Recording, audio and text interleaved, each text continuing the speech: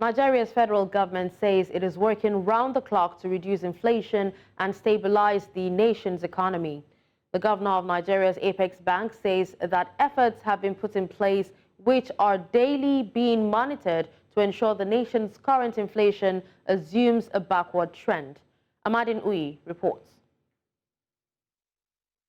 According to Trading Economics Global Macro Trends and Analysis Expectations, inflation rate in Nigeria increased from 26.72% in September 2023 to 27.33% in October.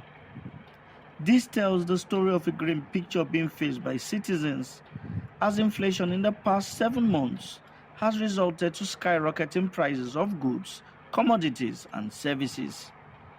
Nigeria's federal government says it is, however, determined to tackle this concern as it affects the nation's growth expectations. Now, with respect to the real issue of inflation, as we know, there are different components of inflation.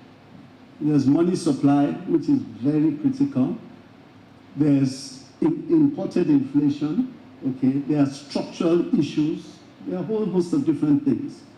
With respect to money supply, importantly, very, very importantly, we have taken very bold steps to control money supply. The governor of Nigeria's Apex Bank during a panel session in the nation's capital, Abuja, where the World Bank released Nigeria's development update report, says that efforts are already in place to ensure inflation assumes a backward trend, a situation which is fundamental to the nation's growth. The central bank has a clear focus on exactly where it expects money supply to be and will do everything possible to defend that.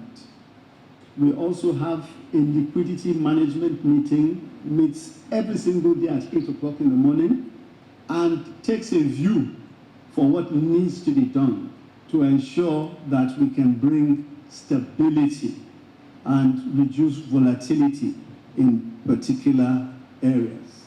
Other ministers present say there are currently ongoing reforms and intervention programs which government hopes will add to the efforts of the Apex Bank and impact on the nation's business community and its citizens. Then talking about the roadblocks that we have and the custom issues, Nigeria currently is developing the Nigerian single window, I think under the Ministry of Finance and Customs. We are also part of that.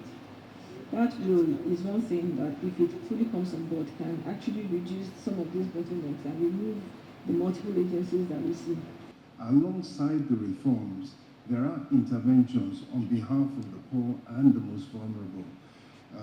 Not just direct transfers into people's accounts, which is funded by a World Bank loan. There's also a partial wage award that has been made by Mr. President. And in addition to that, there will be next year a new wage structure based on a new minimum wage. Nigeria's Minister of Finance expressed optimism that in the short term, the nation will experience economic stability, a fundamental goal of the current administration. Have we turned the corner? I believe so.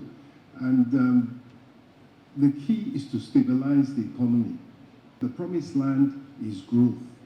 What you want is resilient, sustained, and rapid, in fact, and inclusive economic growth. Amadin reporting for News Central.